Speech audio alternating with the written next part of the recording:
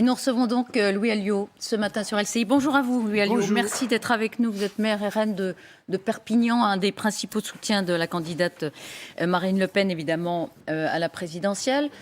On va revenir sur le programme, sur les parrainages. Je sais que vous êtes très inquiet, mais d'abord, l'actualité du jour, c'est Emmanuel Macron dans le bureau de Vladimir Poutine cet après-midi pour parler de l'Ukraine. Le président français cherche à éviter des opérations militaires et à engager la désescalade. Est-ce que cette entreprise diplomatique du président français est utile ? Je pense que c'est toujours utile que la France se déplace là où il y a des problèmes pour montrer qu'elle a une autre voie. Si M. Macron se déplace à Moscou pour restituer ce que demandent les Américains, c'est pas utile. Mais si on apporte notre propre vision des choses et qu'on relance le dialogue avec la Russie et qu'on en fait pour l'avenir un acteur majeur des relations internationales et du retour à une certaine stabilité des relations, notamment économiques, à ce moment-là, je pense que c'est utile. Emmanuel Macron, lui, défend une position d'équilibre. Cité par le journal du dimanche hier, il dit qu'il est légitime que la Russie se pose la question de sa sécurité. Est-ce que ça vous rassure sur la posture justement d'équilibre, de neutralité du président français dans ce dossier, puisque vous êtes russophile, vous ? Oui, non, mais je pense que c'est important. Alors, russophile, je dirais que moi, je suis pour un rééquilibrage des relations et qu'on considère la Russie comme un partenaire. Il est quand même assez incroyable de considérer que Poutine est un ennemi et puis de traiter, par exemple, le président chinois en ami. Parce que la relation qu'ils ont au pouvoir et à la manière d'exercer le pouvoir, on ne peut pas dire qu'elle soit très démocratique en Chine et moins démocratique en Russie ou plus démocratique. Donc de ce point de vue-là, c'est simplement rééquilibrer les relations de la France avec la Russie en maintenant évidemment la distance nécessaire qu'il peut y avoir entre les alliés d'un côté, qui sont les Américains, et un partenaire que doit devenir la Russie. Et je pense notamment en matière économique. Depuis que nous avons exercé à l'encontre de la Russie un certain nombre de pressions économiques... Est-ce que vous les stoppez ? Marine Le Pen, élue oui, je pense qu'il faut les stopper. D'entrée, elle annule les sanctions contre la Russie. Je pense qu'il faut annuler les sanctions avec la Russie, tout simplement parce que en matière d'échanges économiques, nous y avons intérêt. Ça n'empêche pas de dire à M. Poutine un certain nombre de vérités. Quoi, par exemple ? Sur l'Ukraine, d'aller dans la désescalade. Mais il faut comprendre aussi, d'ailleurs j'écoutais hier, un débat sur votre antenne, même M. Cohn-Bendit disait, c'est quand même, il faut aussi reconnaître, disait-il, que mettre autour de la Russie un cordon sanitaire de l'OTAN, c'est peut-être pas la meilleure chose à faire. Donc il faut, je pense, effectivement, rendre autour de la Russie une zone neutre qui ne soit pas nécessairement inféodée aux États-Unis d'Amérique. Louis Alliot, qui en appelle à Danny Cohn-Bendit. On aura tout entendu, si je puis dire. Louis Alliot, justement, vous disiez il y a 2 poids 2 mesures avec la Chine et la Russie, la façon dont on les traite. Mais pas que la Chine et la Russie. La Chine, disiez-vous, est un régime autoritaire. Est-ce que la Russie est un régime autoritaire ? La Russie, c'est une démocratie, une démocratie, mais qui a une histoire lourde, qu'on oublie souvent, de 70 ans. Est-ce que c'est une démocratie qui a un régime autoritaire ? Elle a un régime, oui, on va dire autoritaire, mais il n'en demeure pas moins qu'il est appuyé sur la souveraineté du peuple et que M. Poutine est quand même soutenu par une majorité de son peuple. Donc de ce point de vue-là, on peut aimer ou ne pas aimer, mais nous, on est toujours les juges. Parce qu'on se demande parfois si Marine Le Pen prend ou pas la Russie de Poutine comme modèle de démocratie. C'est pas un modèle, ça doit être un partenaire. C'est pas un modèle. Non, voilà, heureusement, c'est pas un modèle.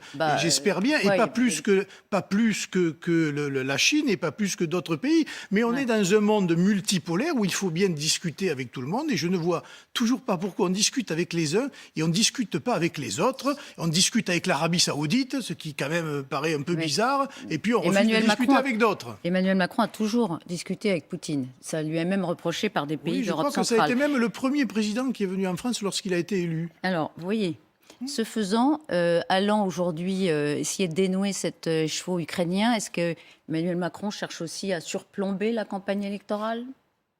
Ou il est tout à fait logique pour vous qu'il règle les tensions et qu'ensuite il se déclare ? Oui, d'accord, mais il y a quand même un problème. De toute façon, oui, il fait son boulot de président de la République. Et en plus, la France est à la présidence de l'Europe en ce moment. Mais il n'en demeure pas moins qu'il n'est pas candidat, que lui a déjà les parrainages pour le coup, et qu'il utilise les moyens de l'État pour, en quelque sorte, faire campagne. Quand il va dans le Nord, quand il va dans le Nord et qu'il va promettre une usine avec 4000 emplois à 2 mois du premier tour de l'élection présidentielle, c'est un véritable scandale. Parce que, 1, je n'y crois pas, et 2, encore une fois, il est un candidat président et donc a des moyens que les autres candidats n'ont pas. Et c'est une rupture du principe d'égalité devant l'élection présidentielle. Et alors, qu'est-ce qu'il faut faire? Il faut faudrait déposer une plainte devant un des garants il faut juste le la dire bonne marche il démocratique. faut juste le dire que le peuple en soit conscient et qu'il voit bien à quel genre de manœuvres en sont réduits, notamment le président de la République, pour pouvoir exister sans se déclarer candidat. Grand meeting à Reims de la candidate ce week-end, samedi. Elle a défendu, entre autres, son programme économique. C'est un peu éclipsé par la séquence émotion, mais on y reviendra. Un programme socialiste, quasiment mélenchoniste, entend-on parfois dans les rangs d'Éric Zemmour. Vous assumez? Non, évidemment, mais c'est un programme de solidarité. C'est-à-dire qu'il faut prendre conscience des difficultés que vivent des millions de nos concitoyens aujourd'hui, pour tout un tas de raisons, mais notamment sur le pouvoir d'achat, sur la hausse des prix et des prix des biens de première nécessité, notamment l'énergie. Quand on voit le coût aujourd'hui de l'essence, du gaz, de l'électricité, quand on voit aujourd'hui l'inflation qui commence quand même à pointer le bout de son nez, etc., on se dit qu'il y a quand même urgence à limiter tout cela, et ce n'est pas fait. Alors c'est bien joli de dire, ah ben oui, elle est socialiste. Non, elle est juste humaine. Et elle est préoccupée de savoir comment les plus modestes d'entre nous demain pourront boucler les fins de mois, parce que pour l'instant, que ce soit d'ailleurs les retraités qui ont des petites retraites ou les jeunes qui aujourd'hui font la queue pour aller chercher l'alimentation dans un certain nombre d'universités, on voit bien que ça ne va pas. Et à côté de ça, vous avez des candidats qui continuent leur cirque et leur campagne électorale comme si de rien n'était, alors qu'il y a une situation sociale très précise. Qu'est-ce qui fait du cirque comme si de rien n'était? Madame Pécresse, on la voit pas, on l'entend pas. Elle fait pas du cirque, alors elle n'est pas assez là. Si, elle fait son rôle, elle joue son rôle, mais voilà, Monsieur Macron qui continue, lui, de faire son cirque à la tête de l'État, et Monsieur Zemmour, quelque part, qui continue à se tromper d'adversaire, puisqu'aujourd'hui, je pense qu'il est l'un des meilleurs soutiens de M. Macron dans cette campagne électorale. Vous dites aussi, comme Marine Le Pen, qui veut la mort du Rassemblement national? Je pense qu'il y a dans cette démarche l'idée de dire, bon, maintenant, c'est terminé le Rassemblement national, demain, il faudra peut-être voir avec d'autres pour gouverner la France, et notamment la droite, peut-être de Mme Pécresse. Et moi, je dis attention, parce que l'union des droites, avec Mme Pécresse, avec M. Bertrand, elle est totalement impossible. Ce qu'il faut regarder, c'est l'union des patriotes et de ceux qui défendent l'intérêt supérieur de la nation d'abord. Et dans ces personnes-là, il y a des gens, oui, de droite, effectivement, et il y a quand même une partie de la gauche qu'il ne faut pas oublier. Que pensez-vous de sa nouvelle proposition, celle qui a émergé de son meeting à Lille samedi, exonérer de toute charge une prime annuelle jusqu'à 3 fois le SMIC, rendre du pouvoir d'achat de façon assez spectaculaire, dit-il, aux salariés français. C'est ce qu'avait fait Macron pendant le Covid. C'est une extension, c'est une super prime Macron. Oui, mais on est en campagne électorale, voilà, c'est une super prime Macron, comme vous dites. Et alors? Mais je n'y crois pas, voilà, ça va aggraver évidemment les choses, et c'est un effet d'annonce, mais ça n'apportera rien de concret à ceux qui en bénéficieront, à part cette mise en scène. Et encore une fois, on reste sur des choses qui sont ponctuelles, mais sur le fond. Et quand Éric Zemmour nous dit quoi? Je n'en sais rien. Par rapport à l'Europe, je n'en sais rien. Par rapport à la fiscalité, notamment des gens qui en ont le plus, je n'en sais rien. Et sur tous ces sujets-là, il est assez absent du débat. Donc c'est un candidat vide de programme, avec un programme qui n'existe pas. C'est un candidat... Il y a derrière le diagnostic qu'il a fait et qui a séduit beaucoup de vos électeurs. Oui, enfin, le diagnostic, d'abord, il est le nôtre. Il est le nôtre. Le diagnostic de l'immigration, de la sécurité et surtout de l'insécurité, des choses comme ça. Moi, je n'ai pas attendu M. Zemmour pour savoir ce qui se passait dans nos rues et nos quartiers. Il vous a pillé? Et moi, il ne nous a pas pillé, voilà, il parle comme nous.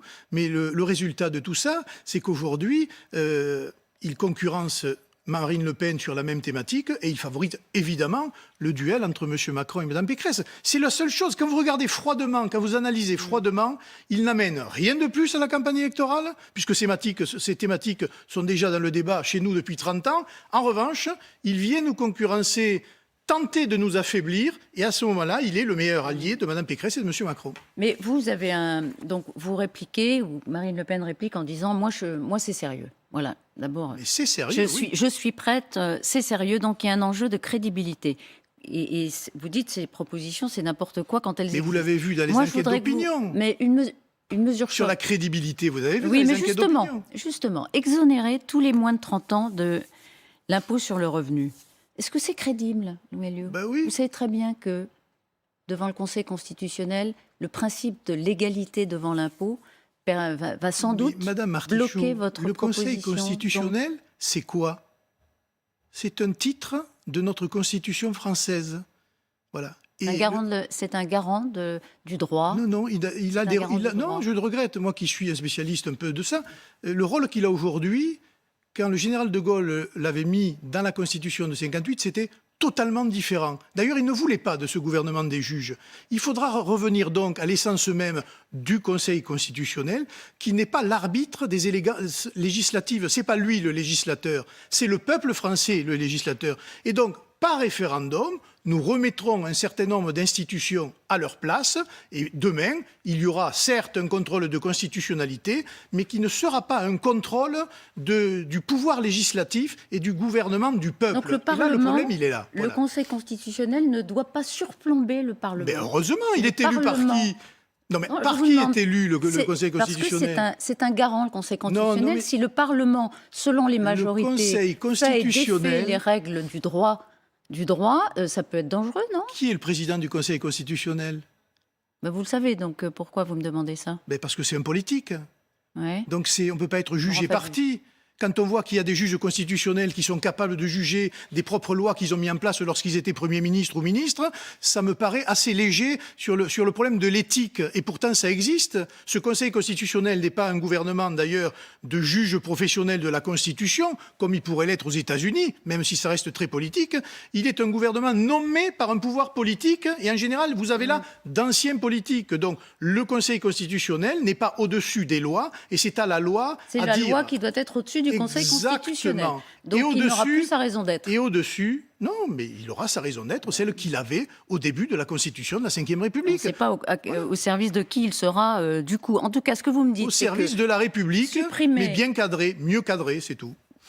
En tout cas, votre proposition, peu importe ce qu'en dit le Conseil constitutionnel, vous l'appliquerez malgré le fait que c'est en défaut du principe d'égalité devant l'impôt. En quoi donner plus de pouvoir d'achat et permettre aux jeunes de mieux démarrer dans la vie, notamment lorsqu'ils créent des entreprises, serait contraire à la Constitution et que des juges à la tête de l'État viendraient dire c'est pas légal. Ça me paraît, moi, totalement ubuesque. Donc, effectivement, il faudra revoir le principe même de contrôle de constitutionnalité des lois. Je retrouve chez Éric Zemmour toute une série de chapelles qui sont venues puis repartir remplies de personnages sulfureux, dit Marine Le Pen dans un article très remarqué du Figaro jeudi. Il y a les catholiques traditionnalistes, les païens et quelques nazis. Les catholiques traditionnalistes, c'est dangereux? Non, je ne crois pas. Mais alors pourquoi? Ceux qu'on avait chez nous et qui se sont comportés comme des bordilles, oui.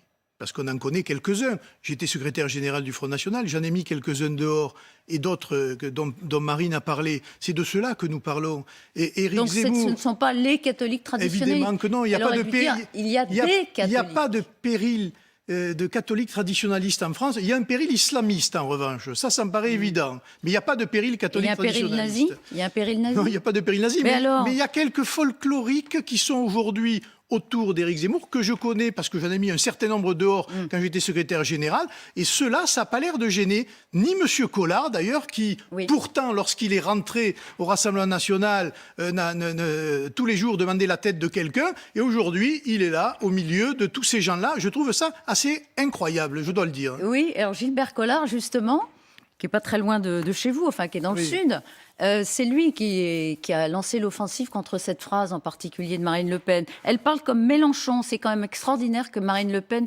utilise contre nous les arguments que les bobos de gauche utilisaient contre le Rassemblement national. C'est vrai que la gauche, on vous traitait de nazi, et vous, c'est vous qui traitez de nazi l'entourage d'Éric Zemmour. Donc vous faites aux autres... Non, ceux qu'on a ciblés le sont. Il suffit de regarder sur les réseaux sociaux, vous allez retrouver tout ce qu'ils ont écrit. Nazi.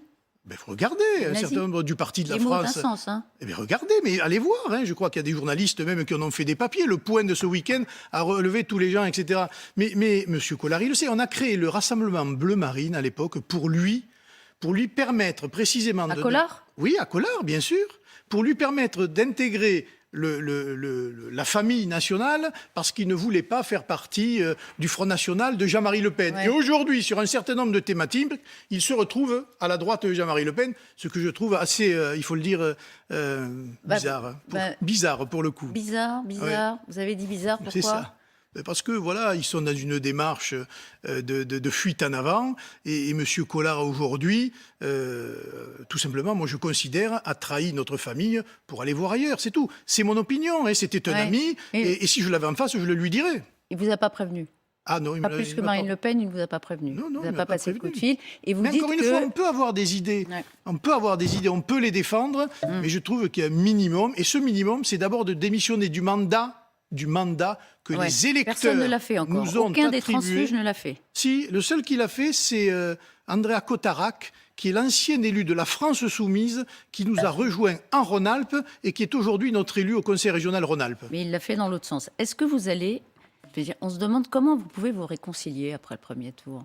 À coup d'invectives, Marine Le Pen qui traite de nazi l'entourage d'Éric Zemmour, Éric Zemmour qui dit mais elle ne pourra jamais gagner. Il ne faut pas inverser la charge des attaques. Je rappelle que Éric Zemmour est rentré en campagne en disant Marine Le Pen ne peut pas y arriver, elle est ceci, elle est cela. C'est eux qui ont porté les coups c'est eux qui ont porté les coups les plus pervers, les plus vicieux contre Marine Le Pen, et nous n'avons fait que nous défendre. Donc effectivement, le rassemblement de deuxième tour, aujourd'hui, il faut quand même l'étudier de près. Et moi, j'appelle mes anciens amis à la retenue pour leur dire attention, n'allez pas trop loin quand même, parce que va arriver une situation qui sera irréversible et à ce moment-là, on aura donné raison au système. Ou alors, c'est qu'ils font partie du système et que le but était bien de casser la candidature de Marine Le Pen et du Rassemblement national pour permettre à Mme Pécresse ou pourquoi pas M. Macron de continuer sa politique. Donc vous appelez au couvre-feu ce matin, entre les deux camps. Mais moi, vous savez, je suis...